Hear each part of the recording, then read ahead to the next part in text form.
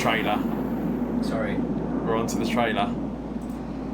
So, if you haven't seen this trailer already, enjoy, and we'll have a bit of a reaction to this. We imagine a future.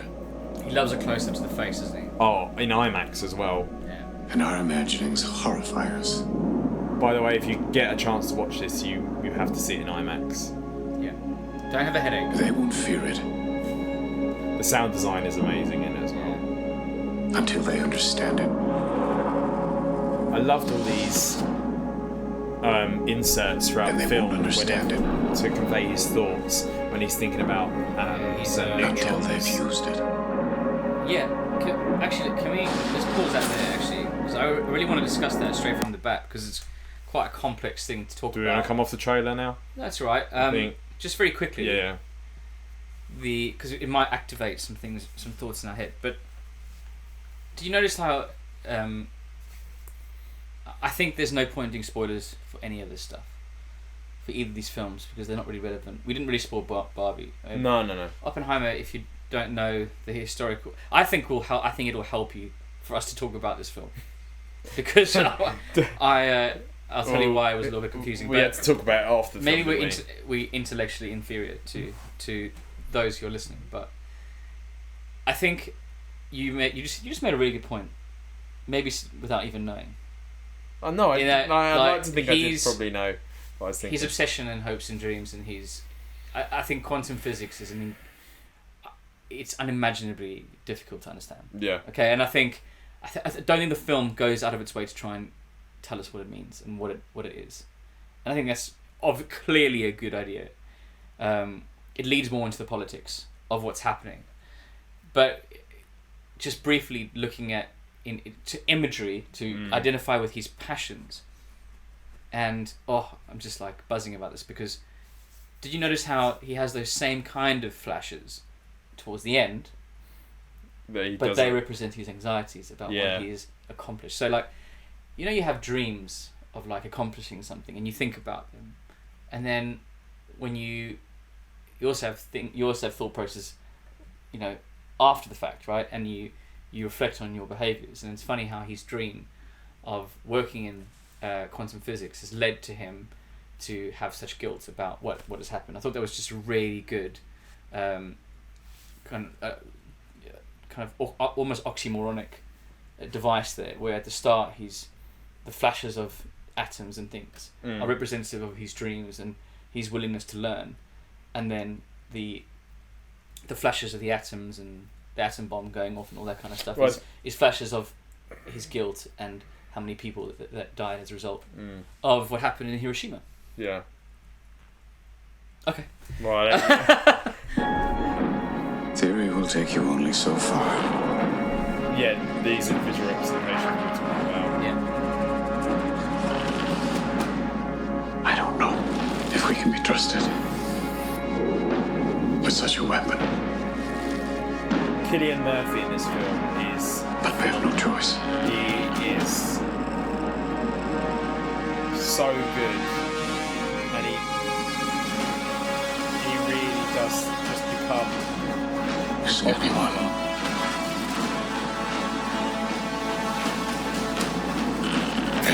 You forget Cillian Murphy is such a well-known actor.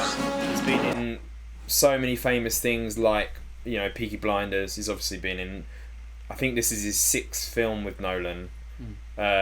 He's been in a lot of movies with Nolan, for Christopher Nolan, and he's become such a well-known actor. I actually forgot he was Cillian Murphy during the film. For me, he was Oppenheimer. I think he did such a good job with very little makeup or anything like that. I think he did such a good job of embodying the character, the person, that you just sort of believe he is Oppenheimer. It's fantastic. He needs to be Oscar nominated. I wouldn't be surprised if he wins the Oscar for Best Actor for that. I think part and parcel of being in a Nolan film is that you're going to get the best out of the acting credentials, right? You're going to get the best out of those. Yeah, those I mean, actors. Robert Downey Jr. is absolutely incredible. Hands down, his best performance. Academy Award for supporting actor. Yeah. I'd say even more so than Cillian Murphy, and I agree that he's brilliant in it. I think it's understated, and I think Cillian Murphy. Yeah, understated. However, powerful in what he's trying to convey. He conveys so much emotion. Yeah. In such a subtle way, and that's all captured on the IMAX cameras. There's really effective use of like close-ups. There's really effective use of like we said, like the flashbacks, flash forwards, the flashes. I mean, Christopher Nolan does not like working with chronology, does he? Like, no. Particularly the first, I'd say, third of the film goes backwards and forwards a lot. I think I was quite confused to begin with in terms of how the order of things were playing out. There wasn't a binary kind of order of play. Yeah. Which most biopics kind of adhere to, because what you're trying to do is it's like the rise and fall of someone. Whereas Oppenheimer doesn't really have a rise and fall. I'd say there's no one but Nolan that can direct a film like this, because he squeezes every bit of tension out of the situation, whereby we've seen flashes and gunshots and superheroes and all sorts. Something like this, which I think is massive in terms of scale and what happened. I think to reimagine this as a film and to do it effectively, I think is really difficult. Right. And then to reimagine the atomic bomb. He managed to make this film so tense from start to finish throughout. I was on tenterhooks the whole time, and considering it's something, I mean, you could go into already basically knowing, but the fact that he made this historical piece is, nearly 80 odd years ago, he managed to make this historical piece interesting, and tense, even though the outcome of it all. The fact that he made it tense throughout, and there was more tension in that movie than probably any superhero movie, any blockbuster. Ant-Man Quantumania. Oh, let's not get into that. That's awful. But The Flash as well. There was such a fantastic build up of tension throughout, leading up to the test of the bomb. And I mean, Nolan is famously anti CGI. He likes to go with practical effects, and the fact that he managed to make that film with practical effects, the bomb with practical effects, is incredible. I don't think the bomb was practical. No, he did. If you look it up, he made that. He tried to I think they recreated it in some sort of form. I'm sure they enhanced it with CGI. Yeah. I agree, and I think, and this is where one of my criticisms come in, because I found this film hard to grasp and get into it, the flow of it, for a while, and I must admit that it's very hard for me to criticize a Nolan film, but I found the chronology quite difficult to understand. I think I really recommend you have some context about the time before the you watch subject it. matter before you go. Yeah, like read up on it, just brief, because we read it up on it after we watched the film, just to kind of understand a little bit more about what was going on. I don't know if that's just me being stupid or something, but it took me a while. I did get it. I think the day of the atom bomb test was really when I got in my stride in terms of really enjoying it. It did speed up after that as well. And I think the rest of it, brilliant, absolutely brilliant. But I think the tension that you talk about, I think a lot of the heavy lifting is done by the score. Because a lot of it is dialogue. And the sound design as well. Yeah, of course. But a lot of it is dialogue. It's very dialogue heavy film, yeah. A lot of talking. And it's going to be put off. If you're looking for a blockbuster, I mean, it's the same way in which people say, like, Batman Begins, if you're looking for just an action blockbuster. It's almost like there's art house elements to the film.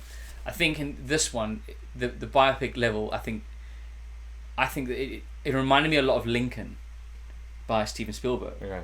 In that it was very dialogue heavy, and it was most about kind of the conversations that had in the lead up to it, and the ramifications of the political stances that people took up, government interference, and what happened as a result of that. And I think it does it really well. I think from a certain point, And you're talking about that tension.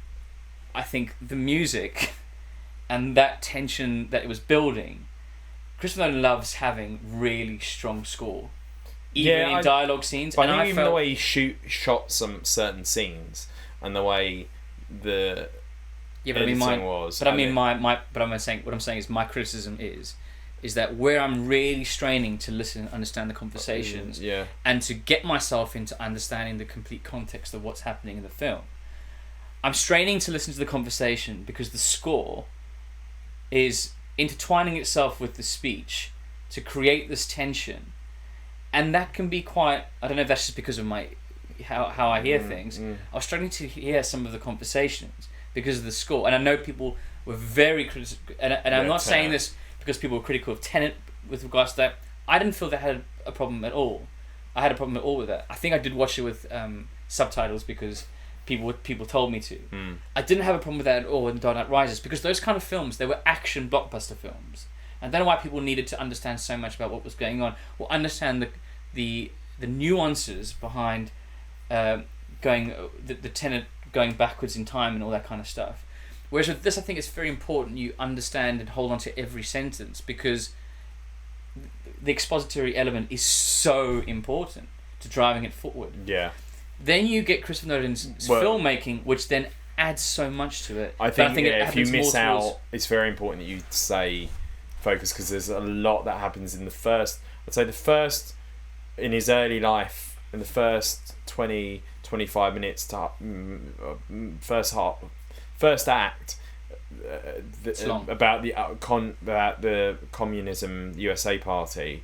You need to really be invested in that bit, because that comes back in the third act, as in when they're trying to indict him. So yeah, I'd say stay with it. I think many people are going to get lost in that first act, but it really takes its time with getting to know Oppenheimer as a student, developing as a professional, and his relationships. It also gives an insight into the man in terms of his personality, his relationships, like you were just going to say, his relationships with people, and there are important relationships that become important later on. Yeah.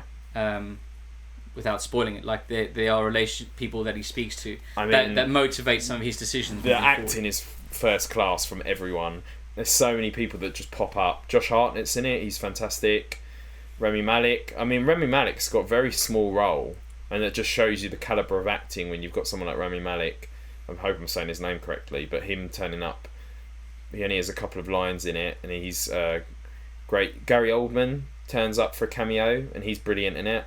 There are just so many, and you've got a lot of I wouldn't say up and coming, but a lot of actors who are on their way up. You've got I can't remember his name, Meg Ryan's son.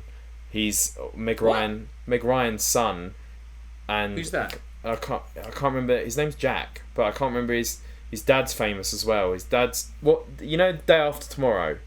Yeah. Jake Gyllenhaal's in it. Who's the dad in that? The name's gone blank. No, but he's a really famous actor.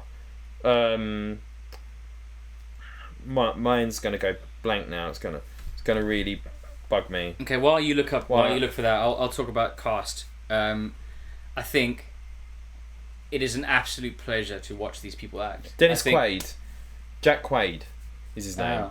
He's in Scream. He's in Scream 6, no 5. Anyway, he's fantastic in it. You gotta let me waffle. You can't just come in. I'm the king of waffle. You gotta let me waffle. No, okay. I've lost. So anyway, Jack Quaid's in it. He's from The Boys. He's in The Boys. Oh, of course, I know that is. Okay, yeah, you should. Yeah. You should have said that straight away. The Boys. Yeah. You had the guy from Jake and Josh. Oh, so he's a nepotism baby. Yeah. Oh. Yeah, Drake and Josh, the guy from Josh. No, Drake and Josh. He was in it, but he's a really good actor. He's in How I Met Your Father. Is he? Yeah, he's in How I Met Your Father. But they're just some amazing, I saw him on YouTube videos and stuff. Amazing actors that are in, and actresses that are in it. Florence Pugh is in it. She's brilliant. Yeah. let's go. Let's not just list the cast. Sorry, Let's talk about them. No, I'm just having a go at you because you spoil my waffle. But like just to carry on, it's like it is a real pleasure to watch these actors act, and I think I think where I might have drifted off a bit, there's a new actor that comes in who does an exceptional, because there are, again, it might be a slight gripe and a nitpick for me, but there are so many characters in this film that when they are referred to by name, you get lost a bit. I'm like, it's like, so and so's done this, made this decision. So and so, I'm like, who's that one? And it's really important because I only found out. This is again probably my fault. Is that I really need to understand which one Robert Downey Jr.'s name was. Strauss. Which is Strauss. And when they were referring to him, I didn't know they were referring to him until some things happened. So, my inability to connect the dots with the character names, which are obviously based off real life names, but I was like, who are they talking about? What's this one referring to? Because obviously, there's a lot to do with obviously the Soviet Union and moles and spies. Government officials, who's working for whom. It must have blown Alex's mind because we watched Mission Impossible and she was talking about which government official is actually real, and I think there's quite a few parallels there with actually Mission Impossible with regards to atomic weapon with the AI, and I think it's a real. The end of the world is a real. It's funny because someone famous, I don't know who it was, said that cinema represents life and how we feel about the world. And a lot of films that we're watching at the moment is about the end of the world, and it's about the potential of things that take over us and take over the world. And it's quite interesting how these two films do represent that. I think Mission Impossible in a far more entertaining and blockbuster way, more tongue-in-cheek, whereas this one really takes it, even though it represents the 40s and 50s, it still represents our fears of today. Well, at the end, it literally shows the current possibility, because it shows actual nuclear, the possibility of what would happen if both sides bombed each other. It actually shows we're a decision away from that happening, and that's incredibly scary. And I think if you go into Oppenheimer with the right mindset of understanding what you're going into and what you're coming in for is a representation of humanity's battle to grasp something that is so profound. Well, in that, I think it's the flick of a switch, the decision making that could change the world, and government and people in charge, and the people that we trust with this information, with these decisions. It's a horror in itself, isn't it? Yeah, I mean, I've seen a lot of articles saying this is one of the most important films of this century in terms of the message that it's giving, and I think what it personifies is the fact that the minute Oppenheimer, the bomb is made, and he goes. Are you going to spoil? No, probably. Okay. Right, anyway, can you hold that thought and then hold on. No. What I'll do is all I'm going to say is, it's history. I know it's history. I know. You're not. But there are some things I want to talk about that are specific to the film. Yeah. Anyway, So, my point is that what I'm going to make is that. Sorry, mate. The point I'm making is that a lot of it comes down to fear and the fact that. There's a quote at the beginning about how Prometheus gave fire to man, and Prometheus was punished by, I think he got, what was it, lashing for eternity or so on. Yeah. And I think the whole representative this is a modern take, even though it's real. It's the modern take of Oppenheimer gave fire. He gave nuclear weapons and the opportunity to destroy the world to not just to the US government, but to the world, because there were spies who took their information about the atom bomb. So the fact that Russia, other world powers now have access to nuclear bombs because of the research and everything that Oppenheimer did with the A-bomb, and the fact that, you know, the minute that was done, you can see at the end of the film, and it's not really a spoiler because it is what it is, but the fact that the realization, and I think that it covers it in the third act, so I won't go into it too much, but you can see why he's so against something else being developed. I won't spoil what that is, but because he has this realization that the power he's given the US and Russia and other worlds, you know, Well, he he has the power to destroy everything. He makes a good point in that he says, like, it's going to happen anyway. The understanding of how to create these things will happen eventually. That's why he was always an advocate for Being the first ones to do it, so that you can. But not just being the first ones to do it, for there to be like an international agreement and for there to be a coherent. And I agree with that. He wanted nuclear weapons to be governed by a UN, by the fact that if everyone has access to nuclear weapons in terms of that it's controlled. Yeah. Now the issue with that is every country is so fearful of each other.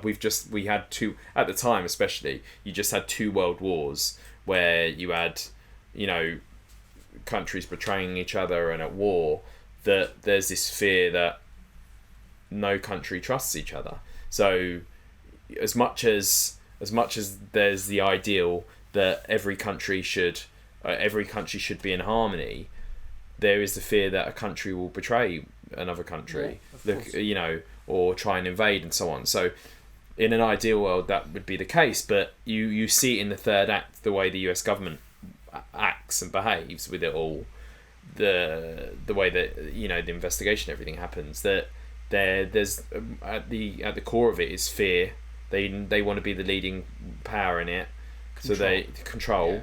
You know, and I think that's what the message that is given. So, well, let's give ratings because I want to go into that. Oh, that's a really for good me, point. 5 out of 5. I loved it. I thought it was such a brilliant film. I was engaged throughout.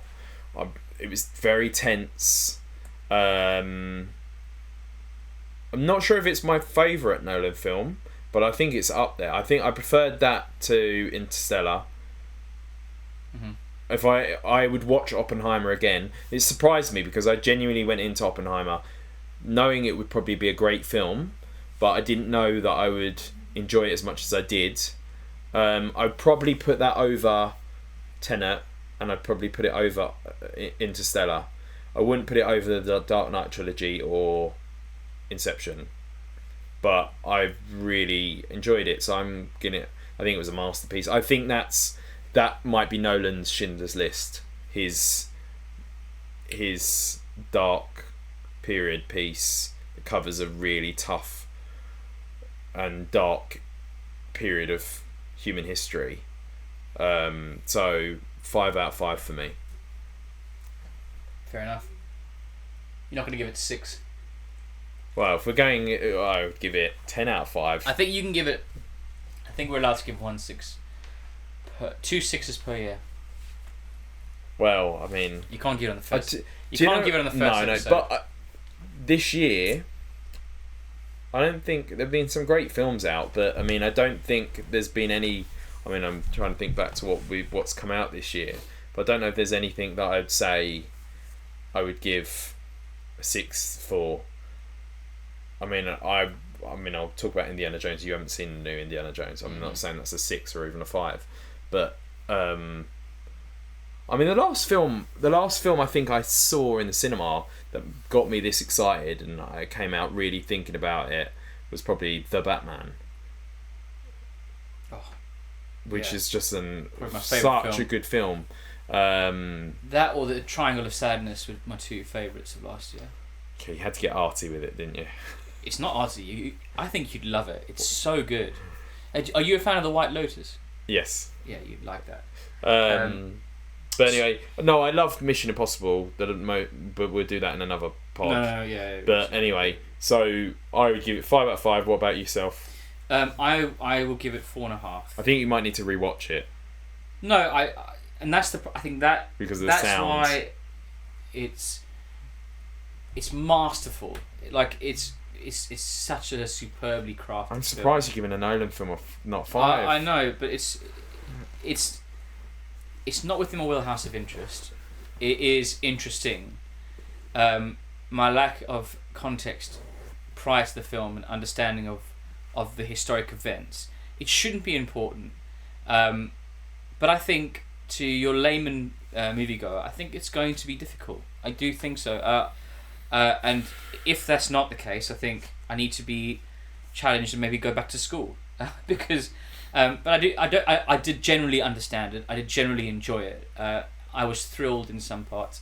It was tension. 4.5 is very good for me, mate. 5 is almost perfect film for me. You know, like I'd only give. We'll go into our top 5 Nolan films in a second, but I think it is very long, like incredibly long, and I felt the length. Weirdly, so more at the start than at the end, which is a weird thing. And I think that the pacing at the start is a bit slow, and but like I said, the performances are magical. The cinematography is gorgeous. It looks like a Nolan film. It's so refreshing to go to an IMAX screen and watch him put things in frame, and the way in which the close-ups, the way in which he portrays emotion is excellent. I'd say it's a 5 for me from the moment that the test is run. I think the dialogue pacing quickens up. Everything's a little bit more understandable. However, there are some things prior to it which I really enjoy. I really enjoy his relationship with Emily Blunt's character. I think my favourite relationship is his with Florence Pugh, which I don't think... It's weird how I say the start is the longest bit. Yeah. But actually, I was the most interested in that relationship he had with Florence Pugh, and I'll talk about just quickly like a kind of spoilery thing in a bit. But with regards to that relationship, it kind of is the reason why it's a 15 or R-rated film with the nudity. But I thought that was quite powerful, actually, a scene in which exposes something behind Oppenheimer's frame and state of mind. So 4.5 for me, really. Very good. It's not going to be one of my top films from Nolan. So what are your top 5 Nolan films?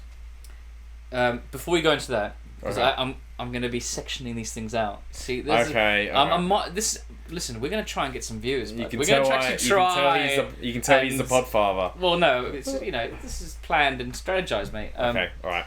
So just a quick one I want to talk about is the inclusion of nudity in this film, and Christopher Nolan said there was a need for it, and I think it tells us about his feelings for Florence Pugh's character and about Emily Blunt. Yeah, I think the film portrays his love for Florence Pugh's character is that he felt most comfortable around her. I think there was an obsession around her. Firstly, because he gave her flowers. Yeah, every time he saw her,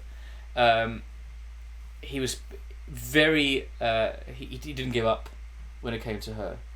Until eventually they had that conversation in his most vulnerable state of being naked, and he was so upset when.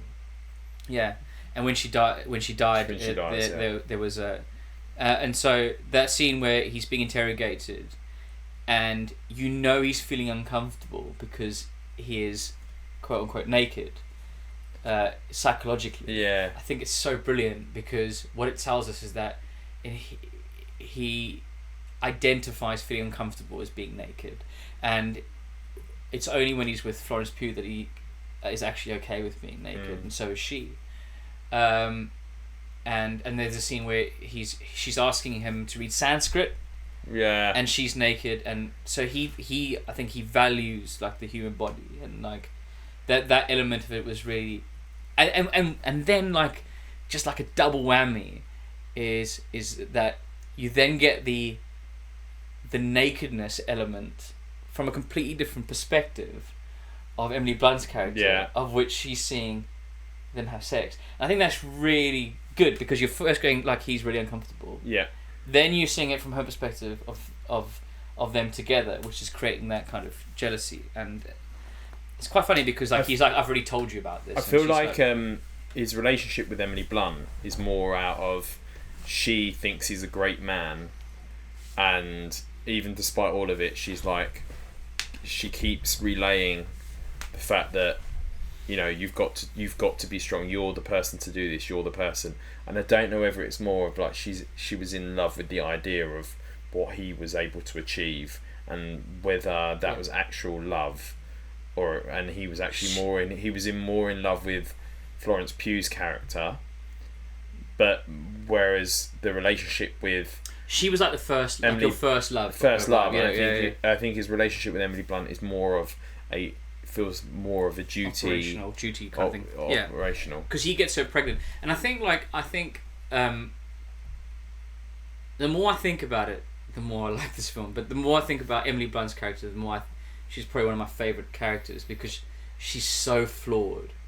But brilliant. There's a point where... but so strong. Yeah, right? There's a point where she really becomes very strong. Yeah. And supportive of him. And resolute. Yeah. She's brilliant. I think everyone was fantastic in this film. Just to continue on hers, I think there's a character arc with her. Because she's an alcoholic. She gets pregnant. She then... Did you notice something about the baby screaming? I don't know what it was something to do with what was the message in that. The baby was constantly. But anyway, so they give away the baby for a time, don't they? And he goes, brilliant dialogue. He goes, it's because I'm not, because we're terrible people. Yeah. And the guy goes, you're not terrible people if you say you are. Yeah. And I think that's wonderful. I think it kind of goes into the whole vulnerability thing. We were talking about Barbie earlier, in that being vulnerable and saying you're going through a bad time and being open and honest about your flaws is a powerful thing. But she's really unlikable because I don't know about you, but I was like kind of more team Florence Pugh. But she becomes more likable as the film goes on. She becomes really supportive, strong support for him, and really important in his life, and that is the rewarding side of their relationship continuing, and there's not much romance there. It's just like you say, it's supportive, loving, dutiful relationship. I just wanted to speak about that as a more of a spoiler kind of thing. Anything else that you kind of wanted to speak about? What do you think of Strauss's motivations? Did you think it was obvious that he, because I got that in the first hour that he was a support of him. I think he came off a bit of a narcissist, wanted to sort of bathe in the glory of the scientists and the fact that he couldn't, and the fact that Oppenheimer basically mocked him, and the whole point of the second part with Strauss was that he tried to get revenge on Oppenheimer, and I think that's what it came down to, and the volatility of Robert Downey Jr.'s performance as the film progresses. He seems like a very cool, calm character at the beginning, and it's like he's telling this story very calmly, and he's in control. He's in control. He's very pro Oppenheimer at the beginning the way he's telling this story, and maybe not so much pro Oppenheimer, but that's because Eisenhower is seen as a real idiot, right? He has support of Eisenhower.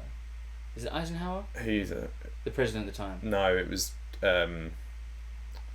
Truman. Oh, it was Truman. Sorry. So so anyway, and as the whatever he's trying to get, I think he's trying to get on the board or something, or trying to get into the Senate. I think he's trying to become a senator. Yeah. When that unravels, specifics, mate, I'm gonna be when that unravels, and the sign, like Rami Malek's character speaks out against him, his shroud completely goes, and he becomes very volatile, vindictive, very nasty, catty. And I think I love the fact that Robert Downey Jr. just sort of engrossed himself in this role, and I thought he was brilliant. I think Robert Downey Jr. should probably deserve an Oscar nom for supporting actor. You should get it. I think it's the best performance. There's nothing I've seen in where, the film, in my opinion. And I say there's it's chock full of brilliant performances. Yeah, I think Cillian Murphy deserves an Oscar nomination for best actor. I think the Flower Moon, Scorsese versus Nolan's Oppenheimer. I think there's going to be a lot of votes between the two.